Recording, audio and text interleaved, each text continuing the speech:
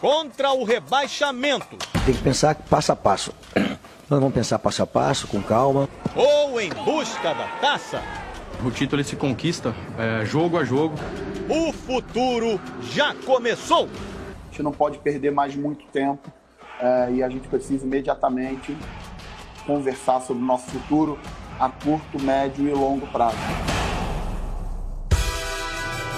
Olha essa imagem. O técnico Vanderlei Luxemburgo vai cabecear uma bola imaginária e comemorar um gol muito real. Foi o gol do Thales Magno que abriu o caminho para a vitória do Vasco contra o Botafogo. Thales Magno, pro chão, pro canto, pro gol do Vasco! O discurso do vencedor é de paciência. Eu falei que são 12 jogos decisivos, jogamos 2. Faltam 10 jogos. E quem perdeu um jogo importante? Todo mundo tem que chamar a responsabilidade mais pra si. Cada um aqui ser homem, bater no peito, assumir a responsabilidade. Tem que ser homem o suficiente pra vestir essa camisa do tamanho que é a do Botafogo. Falar menos, jogar muito mais. Faltam 10 jogos pro Flamengo, que jogou fora mais uma chance de chegar mais perto do líder São Paulo. Faltam 9 jogos pro Botafogo e a realidade da Série B parece impossível de mudar. Não tem mais conversinha, não tem mais palavra bonita, não tem mais nada. Tem que entrar dentro de campo, fechar a boca e demonstrar o máximo possível para conseguir reverter essa situação dentro de campo.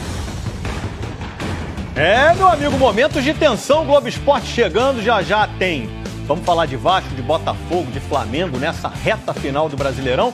Mas agora é o Fluminense, que não jogou no fim de semana, vai pegar o Corinthians depois de amanhã. Você vai ver ao vivo na Globo depois de A Força do Querer. Gol de Trivela. É um chute que requer muita técnica. Aí bateu com o lado de fora do pé direito, meteu um efeito nela e faz um golaço. Bonito de ver. Essa pintura foi do atacante português Ricardo Quaresma na Copa do Mundo da Rússia em 2018. No Fluminense, o Iago postou esse gol de Trivela de um treino na semana passada. Treino é treino, jogo é jogo, Copa do Mundo é Copa do Mundo. Mas o vídeo rendeu a comparação com Quaresma, feita pelo zagueiro Nino. Nas redes sociais, teve até gente pedindo para ele repetir a Trivela. O próximo desafio do Iago e do Fluminense é depois de amanhã contra o Corinthians em São Paulo. O Nenê, que ficou fora do Fla-Flu por conta de uma gastroenterite, voltou aos treinos no fim de semana e está à disposição. No primeiro turno, foram dele os 2 gols na vitória do Fluminense. O meia não é um especialista em trivela como aquela do Iago, mas tem um outro tipo de chute que pode ajudar o Fluminense. Chapada clássica! E claro que ninguém vai reclamar se o gol da vitória for com a chapada do Nenê. Matheus Martins, atacante do time Sub-17 do Fluminense. Camisa 10 e uma das joias da base tricolor. Na Copa do Brasil, ele já tinha feito um gol na primeira partida, empate em 2-2 com o Atlético Mineiro. E no jogo da volta, fez 3. E tudo no primeiro tempo, hein? Matheus Martins! Ele abriu o placar nesse chute no cantinho do goleiro Gabriel. Aí o Rômulo empatou para o Atlético Mineiro com esse golaço. Uma cobrança perfeita do Rômulo! Só que o Matheus Martins desequilibrou. Fez o segundo do Fluminense. Matheus golaço! E também sofreu pênalti que ele mesmo bateu para fazer o terceiro. Matheus Martins, 1, 2, 3 dele! Um começo de jogo muito equilibrado, acabamos abrindo para cá e tomamos um empate, mas não abaixamos a cabeça, continuamos jogando para frente e conseguimos fazer 3 gols. No segundo tempo, o Lucas Felipe ainda fez esse golaço para fechar a goleada. Na semifinal da Copa do Brasil Sub-17, o Fluminense agora pega o Flamengo, que venceu o Sport com gols de Vitinho e Diego.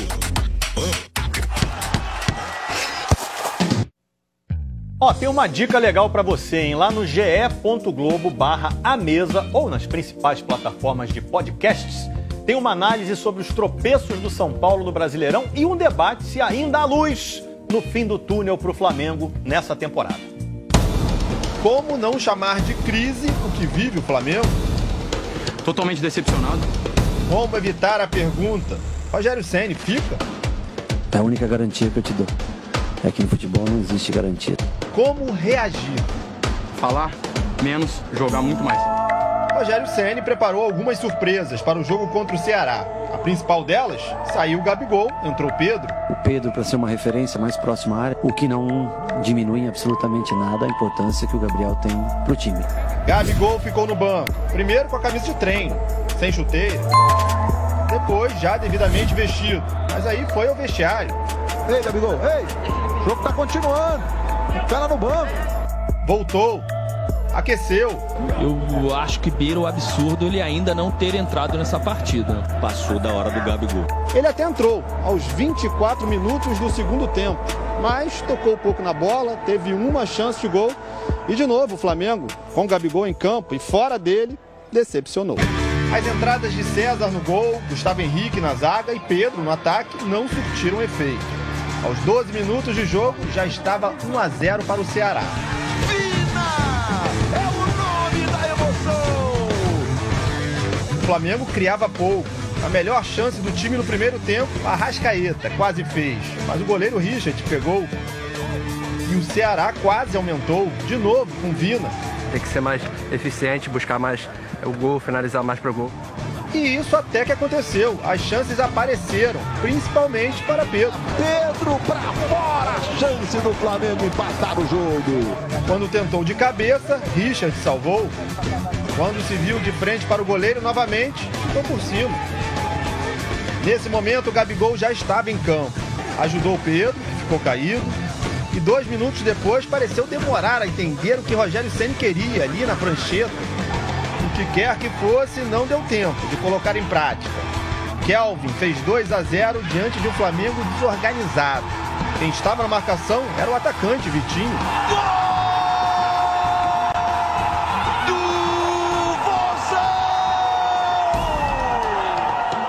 Nos acréscimos, Gabigol não aproveitou a única oportunidade que teve. Com a vitória, o Ceará chegou a 39 pontos e sonha com Libertadores. Fico feliz de estar fazendo isso, de estar fazendo parte disso. Eu sou um cara que me sinto muito abraçado pela torcida, mesmo não estando no estádio. Torcedores do Flamengo protestaram com faixas em frente ao Maracanã. Para o Rogério Ceni, o time está sentindo muita falta da torcida. Eu acho que esses jogadores eles são muito movidos ao grito do torcedor, da torcida, aqueles 50, 60 mil de média que tinha o Flamengo na temporada. Eu acho que é um combustível importante para esses jogadores e eu só posso acreditar que seja isso. Foi a 4ª derrota em casa no Brasileiro.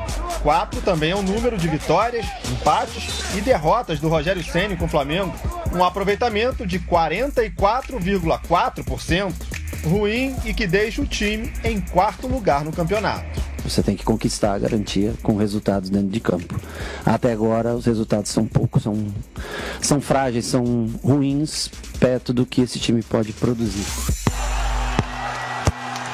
Abel Braga de olhos fechados. Um momento de reflexão antes do jogo.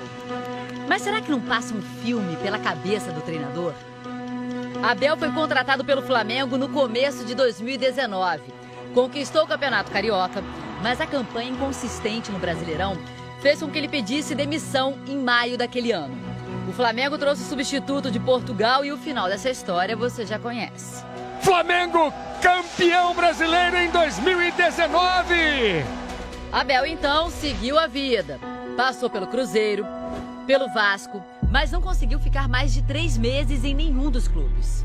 Pediu demissão do Vasco em março de 2020. Até que em novembro, o Internacional chamou o cara. O que conseguir ganhar, ou o que vier para nós vai ser muito bom. Abel substituiu o badalado Eduardo Cudê. O argentino fez as malas e foi treinar o Celta de Vigo, na Espanha. E se você achou que o Abel não daria conta do recado, você achou errado. Dessa vez o São Paulo parecia que ia disparar, não aconteceu. O pessoal tá vacilando ali na frente, como você tem visto essa situação também. Eu só posso te falar que não é surpresa. O time gaúcho engatou 5 vitórias seguidas no Brasileirão. É muito difícil. As coisas não acontecem por acaso. É uma equipe que está tendo atitude. Atitude que passa pelos jovens da base. Nesse momento aí, o Abel estava comemorando o gol de mais um garoto. Praxedes, o garoto, um dos jovens da base do Internacional. Ele faz de cabeça o primeiro dele nos profissionais. Aos 18 anos, o Bruno Praxedes marcou o gol que definiu a vitória do Inter sobre o Goiás. No jogo anterior, contra o Ceará, já tinha sido o menino Caio Vidal. É uma equipe que luta, que se dedica, está colocando tijolo a tijolo. Vamos ver se dá para formar um cômodo no final. Digamos que a obra deu uma boa avançada. O Inter encostou na liderança. Está a 3 pontos do São Paulo, que perdeu a segunda partida seguida. No clássico, vitória para o Santos, mesmo cheio de reservas. 1-0, gol do Jobson. Domingo que vem, o Inter enfrenta o Fortaleza. E na rodada seguinte, o confronto é direto com o São Paulo. Mais um capítulo da volta por cima de Abel Braga. Os dois brigam contra o rebaixamento, né? Mas parece que o destino de cada um vai ser bem diferente. Preto e branco. Não porque são as cores primárias de Vasco e Botafogo. Preto e branco para fazer uma referência ao passado, ao último encontro entre os clubes em São Januário. Foi em setembro de 2020, depois de um empate por 0-0 com o dono da casa sendo eliminado da Copa do Brasil. O Botafogo elimina o Vasco! O Botafogo está nas oitavas da Copa do Brasil, empatando em São Januário. Fim de jogo! Desde então, os dois times sofreram alguns contratempos. O Botafogo foi eliminado da Copa do Brasil e hoje está na zona de rebaixamento do Campeonato Brasileiro. E o Vasco começou o clássico ocupando a 17ª posição na competição. Ou seja, jogo importante para os dois times. Ambos com necessidade de vencer para ter uma injeção de ânimo para as próximas rodadas, para ter uma semana mais tranquila de trabalho, para ter esperança em dias melhores no Brasileirão. Aos 21 minutos do primeiro tempo, jogada do Vasco pela direita, Léo Gil pegou de primeira. E o rebote sobrou para o Henrique, que levantou a cabeça e achou o Thales Magno sozinho na entrada da pequena área. E ele cabeceou para fazer o primeiro gol da partida. Pro chão, pro canto, pro gol do Vasco! 1 pro Vasco, 0 pro Botafogo. Thales Magno ontem tentou mostrar porque a torcida o chama carinhosamente de Thales Mágico. É a confiança, né? Quer dizer, readquiriu a confiança para tentar jogar, e a qualidade técnica ele tem. Nos últimos jogos como treinador do Vasco, o Sapinto deixou o Thales Magno no banco. Ele voltou a ser titular com a chegada do Vanderlei Luxemburgo, que foi o responsável por subir o atacante para os profissionais do clube em 2019. E a estreia foi contra quem? Botafogo. Nesse momento difícil ele tem me animado, me reencontrado o futebol que eu sempre jogo. E eu tenho que agradecer muito a ele por cada esporro, cada briga que ele me dá. Tem sido assim desde 2019. A primeira atuação minha com ele foi dar um esporro nele, porque ele estava fazendo massagem na mão. Eu falei, você é goleiro? Aí ele, por que não? Porque por goleiro é que machuca a mão. Você não tem que machucar a mão, não tem que jogar com ela machucada e vai para dentro do campo e chuta a bola. Aí ele saiu correndo no departamento médico e falou, eu não quero mais tiver aquele departamento médico alisando a mão não, cara. E tá dando certo. A jogada do Thales, lá pela esquerda. Passa pelos dois. Thales Magno, driblou, ajeitou, bateu pro gol. Cavalieri deu rebote. Tá bem no jogo o Thales Magno. O Vasco ainda poderia ter aumentado no primeiro tempo nesse lance do Germancano, mas... Não entrou, quase o segundo. O Souza tirou quase sobre a linha. O Botafogo teve poucos momentos de perigo. Romildo bateu pro gol. Passou perto. E no segundo tempo, a pressa para empatar a partida resultava em lances afobados, com os jogadores se atrapalhando nas finalizações. Mas a equipe quase chegou ao empate, e foi por centímetros. O chute do Calu só não entrou porque o Henrique estava no caminho. Mais uma vez o Vasco salva em cima da linha! O lateral está se especializando nesse tipo de jogada salvadora. Foi ele que tirou o gol que daria vitória ao Atlético Goianiense na estreia do Luxemburgo na quinta passada. O Andrei já tinha soltado uma bomba defendida pelo Cavalieri, mas a segunda pancada não deu para o goleiro. Finalizando bem, finalizando por baixo, chute cruzado, Andrei! Jogada trabalhada de pé em pé até o chutaço do volante do Vasco, 2-0. E sem poder de reação, o Botafogo viu o adversário levar perigo nos contra-ataques. Cavalieri! Até não resistir mais e levar o terceiro gol, que saiu desse pênalti sofrido pelo Iago Pikachu. O próprio Pikachu bateu, fechando o placar em 3-0. A gente não pode perder mais muito tempo e a gente precisa imediatamente conversar sobre o nosso futuro a curto, médio e longo prazo. Com a vitória, o Vasco subiu para o 15º lugar com 32 pontos. O Botafogo segue em penúltimo com apenas 23. Não dá para esconder o estado de alerta que nós estamos. É inaceitável a gente já vir de partidas já dessa maneira, entrar em campo e não conseguir reverter essa situação. Tem que cada um buscar um pouco mais de si, porque se a gente se nós não renunciarmos às coisas extra-campo, a gente vai, infelizmente, acontecer o pior. Ainda faltam 9 rodadas, tem muita emoção pela frente. Quero encerrar o Globo Esporte dando parabéns para Altos do Piauí, Mirassol e Novo Horizontino, lá de São Paulo, para o Floresta do Ceará, que subiram da Série D para a Série C. E o